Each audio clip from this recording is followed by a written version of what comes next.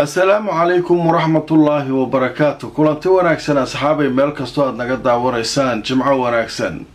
Waa maalinimo jimcaha taariikhduna ay ku beegan tahay 6 bisha Febraayo sanadka 2026.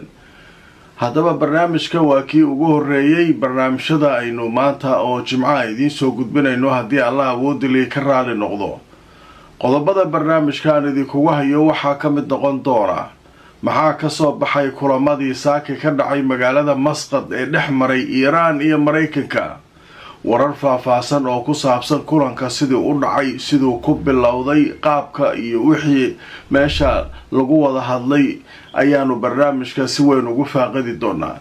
Waxaa soo kale barnaamijka aan idinkugu hayaa masaarida oo weerar ku qaaday Netanyahu hadal shalay uu ka sheegay ciidamada waddanka Masar. Pakistan oo lagu baaba'ay maantay iyo sidoo kale waxaan barnaamijkeedii kugu soo gudbin doonaa Turkiga oo sheegay 2 basaas oo u shaqeynayay sirdoonka Israa'iil inay qabteen. Qodobadaas aynu barnaamijkeena ugu horeey maanta oo jimcaha ku soo qaadanaynaa. Inta aan ku jirno asxaabay wixii warar soo kordha waan idila socodsiin doonaa. Waxaase naga xusuusa maanta waxay ahayd maalinimo jimcaha. janalkeena qisooyinka Nadaara 2 waan qisooyinka soo gelino maalmaha jimcaha iyo talaadada. qiso cusub oo cajiib ah ayaa ku jirta, dadka aadka qisooyinka u xiiseeya iyaguna halkaas ayay ku faysteen doonaan. haddaba barnaamijka waxaynu ku faaqidi doonaa ugu horeyn wada hadalladii loo ballansanaa maanta inay ka furmaan magaalada Masqad caasimada dalka Cumaan, kuwaasoo dhex marayay wafuudda Mareykanka iyo Iiraan. haddaba barnaamijka waxaynu ku faahfaahinaynaa sidii ay wax u dhaceen. saakoo dhan baan ka shaqaynayay oo aan la socday wada hadalladaas. haddaba marka waxaa la leeyahay wada hadalladu ma ahayn kuwo foolka foola ma ahay. macnaha inay inta Mareykanku soo baxaan halkaas soo fariistaan, qolooyinkan halkan fariistaan Iiraaniyiinta iyagu toos uma wada hadlaynin. ninka wasiirka arrimaha dibadda ah ee Cumaan ayaa labada dhinac waxay yiraahdeen u kala dab qaaday. qoladana meelay ku jireen, qoladana meelay ku jireen. waayahay sidee marka wada hadalku ku bilowday? wada hadalku marka wuxuu ku bilowdaa la leeyahay marka ugu horeysa wasiirka arrimaha dibadda ee Cumaan wuxuu la fariistay wasiirka arrimaha dibadda Iiraan Abbas Araghchi iyo wafdigii la socday. wuxuu ka dhageystay xogaha iyo wixii ay hayeen. kadib ayuu baxay. haddana wuxuu u tagay Witkoff markuu u tagay waa ergeyga Mareykanka iyo qoladii Mareykanka iyaguna wixii u sheegay. mar labaadkii haddana wixii ayay soo qaadeen way u sheegeen oo macnaha waxay mar labaadkii ayay ku soo laabteen wafdigii Iiraan. mar labaadkii markay soo laabteen waxoogaa caqabada ayaa dhacdaa la leeyahay. marka caqabadu waxa waayaa la leeyahay Iiraaniyiintu waxay ogaadeen nin la yiraahdo General Kober inay wafdiga Mareykanku soo kaxaysteen oo uu la joogo. General Kober waa ninka taliyaha taliska dhexe ee ciidamada Mareykanka. waa ninka haysta ciidanka lagu soo daadiyay badda ee Iiraan khalkhalka ku haya. marka waxay yiraahdeen annagu meeshan handadaad ma u imaaninay dheh. Iiraaniyiintii furkay turteen. waxay yiraahdeen annaga generaalo waa haysanaa, wixii dagaal iyo hawshiisa way noo dhibatahay, laakiin hadda waxay yiraahdeen waa wada hadlaynaa.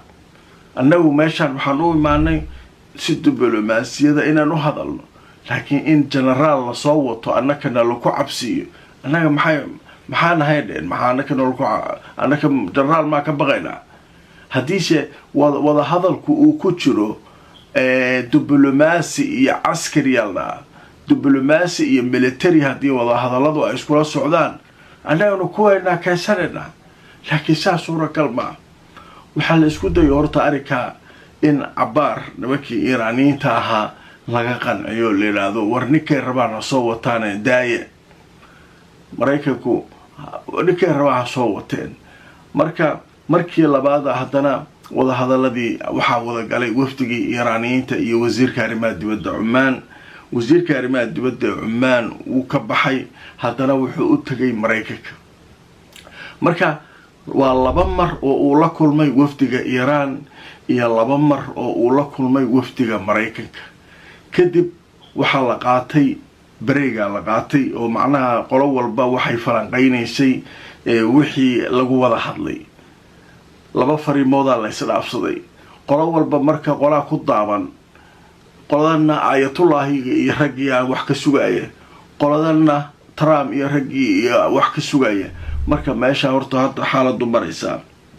marka goor dhow marka waxaa jira war soo baxay oo telefishinka Sky uu qorayo, wuxuu leeyahay telefishinka rasmiga ah ee dowladda Iiraan ayaa sheegay in wada hadalladu laga yaabo inay qaataan ciddata ayaam, macnaha dhowr maalmood oo kale inay qaataan ayaa laga yaabaa wada hadallada.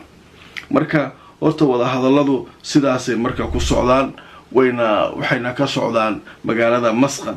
marka waxaa leeyahay ma jiro wax tafaasiil dheeraada oo ku saabsan waxa la isweydaarsaday, laakiin miidiyaha Iiraan ayaa waxay sheegeen iyagoo soo xiganaya hadal saacadihii lasoo dhaafay afhayeenka wasaaradda arrimaha dibadda Iiraan uu sheegay hadalkaasoo uu ahaa in Iiraan marnaba aysan ka tanaasuli doonin waxa iyada danteeda ah. uraniumkeena kama tanaazulayno, nuclearka nabadgelyada aan samaysanayno kama tanaazulayno, hanaankeena sawaariiqdana kama tanaazulayno. laakiin waxa aan ka wada hadli karnaa waxay tahay uraniumka sidaan u yarayn karno, sidaan ugu qancin karno caalamka iyo dalalka caalamka inaynaan hub nucleara u socon oo nabadgelyo u samaysano, saan ula shaqayn lahayn hay-adda atomiga adduunka. waxyaabahaas ayaan maaragtay ka wada hadlaynaa idhahdeen. marka horta wararkaasu waxay ahaayeen kuwii ugu waaweynaa ee soo kordhay ee maanta ku saabsan. aad waxaa loo sugayay arrinta ku saabsan wada hadalladaas. marka hadda wada hadalladii inay sii dheeraanayaan telefishinka Iiraan sheegay, saan haddaba idiin sheegay, oo dhowr maalmood oo kala qaadanayaan. laakiin waxaa la sugayaa goor dhow. Mareykanku waa hadal badan yihiin maaragtay warbaahintoodu inay warar soo saaraan.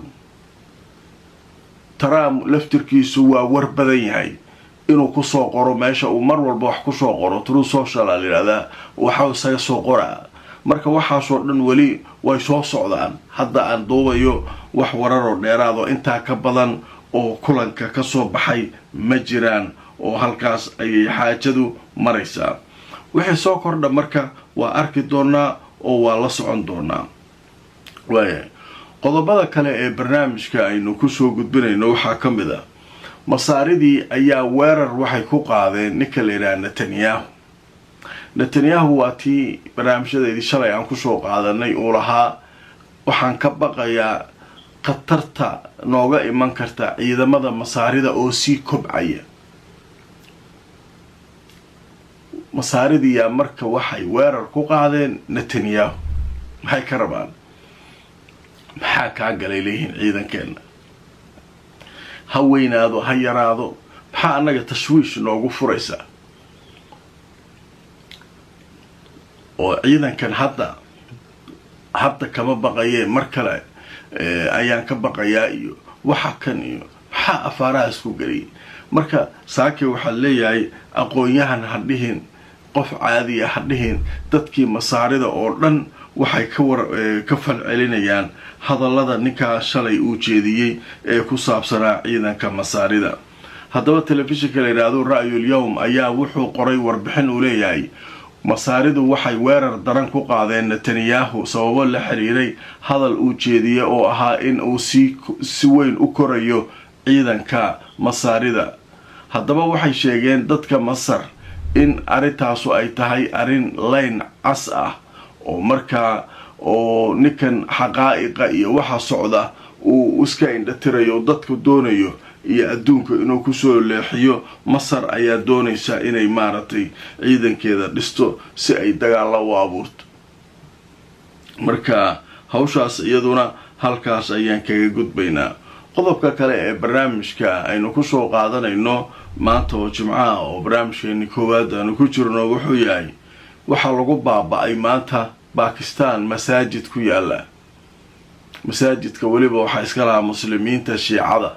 bakistaaniyiintu de waxay isugu jiraan sunniyiin iyo shiica isugu jiraan, kastoo sunnigu uu badan yahay laakiin shiicada laftirkeedu way tiro badan tahay. marka masaajid shiicada ay ku tukanayeen ayaa maanta dad badan lagu laayay. marka warar kala duwanaa soo baxaya, laakiin warar horudhaca booliisku waxay leeyihiin waxaanu ka shakisannahay in lagu sii rakibay bamka dadka intaysan salaada u imaan ka hor. masruuc la yidhahdaa waa meeshaa lagu sii beeray oo macnaha waa lagu sii qariyey masaajidka. haddaba markaa idintuso wararkii ugu dambeeyey khasaaraha iyo dhibaatada halka uu hadda marayo. Bakistan waxay sheegeen in ay sare u kacday tirada dadka ku dhintay qaraxii ka dhacay masjid ku yaalay magaalada caasimada Islamabad, kaasoo la sheegay inay ku dhinteen ilaa hadda 31 qof. haddaba warbixintu way sii socotay, waxaa la leeyahay 31 qof ayaa dhimatay. waxaa sidoo kale dhaawacmay dad tiradoodu ay ka badan tahay 169. waxaana la sheegay in la bartilmaameysado la weeraray masjid ku yaala caasimada Bakistan ee Islamabad, iyadoo lagu guda jiray weliba xilligaas salaadii jimcaha oo halkaa dadku ay ku tukanayeen. haddaba wargeyska la yidhaahdo Dawn ee kasoo baxa Bakistan ayaa sheegay in markaa qaraxa uu dhacay masjidka waxaa la yidhahdaa al-Imam Barqa lidaa'ifa ashiiciya la yidhahdaa. waxawaaye waa masaajid ay leeyihiin muslimiinta shiicada, wuxuuna ku yaalay deegaanka la yidhaahdo Shahrad Town oo ku yaala bartamaha Islamabad. haddaba jiradu waxay soo xigatay saraakiil ka tirsan booliiska Bakistan, waxayna sheegeen in khasaaraha laga yaabo inuu intaa ka sii kordho oo sii bato. booliisku waxay aaminsan yihiin in bamka qarxay lagu sii xiray masjidka gudihiisa ka hor dadka salaada tukanaya intaanay masaajidka u soo bixin oo aysan imaan. marka muslimiintii deewaakaas wadamadii muslimiinta meel uusan qarax iyo jug iyo nagta la isku hayn ma jirtaa la leeyahay. marka Allah u naxariisto dadka halkaa ku dhintay. marka sidaas wax u dhaceen weli tafaasiil badan iyadana lagama hayo oo waa lagu baaba'ay maanta caasimadii Bakistan ee Islamabad. turkiga ayaa sheegay inay qabteen 2 qof oo la sheegay inay u jaajuusayeen hay-adda sirdoonka Israa'iil u qaabilsan dibadaha ee la yiraahdo Mossad. haddaba aan tuso telefishinka wargeyska la yiraahdo Ra'yul Yawm wuxuu sheegay sirdoonka turkigu inay sheegeen inay qabteen 2 qof oo u shaqeynayay hay-adda Mossad ee sirdoonka Israa'iil. haddaba waxaa la sheegay hay-adaha sirdoonka turkigu inay 2 qof gacanta ku dhigeen, kuwaasoo la rumaysan yahay inay Israa'iil Mossadkeeda ka tirsanaayeen. dadkan la qabtay oo Turki ah labadaba waxaa magacyadooda la kala yiraahdaa Maxamed Bowdak Darya iyo Wiisal Karim Oglo. waxaana la sheegay in markaa raggan ay qabteen magaalada Istanbul lagu soo qabtay, ayagoo markaa la sheegay inay ku guda jireen howlo halis ku ah amniga dalka Turkiga. marka waxaa leeyahay 2 qofba waa Turki oo la qabtay oo u jaajuusayay sirdoonka Mossad ka tirsanaa. labadaas waxaa lagu qabtay Istanbul. baaritaana hadda ku socda. falal liddi ku ahaa la yidhi waa la soo gaabiyey amniga dalka Turkiga ayay ka shaqaynayeen. marka weli tafaasiil kale iyaduna lagama hayo. ujeedaan waa la isbasaasaya. shalay waataan kusoo qaadanay barnaamijka Israa'iil oo 2 yahuud oo Iiraan u basaasiisa qabatay. maalmo ka hor Iiraan qolo Iiraaniyiin oo u shaqaynaya yahuudda qabtay. marka waa laga dhex adeeganayaa. adiga inta lagu dhex yimaado shaqaale laga dhex samaysanaya, markaas laga dhex shaqaysanaya. marka wararkaas ayaa ugu waaweynaa ee soo kordhay. mar kale waxaan idin leeyahay asxaabay jimco wanaagsan.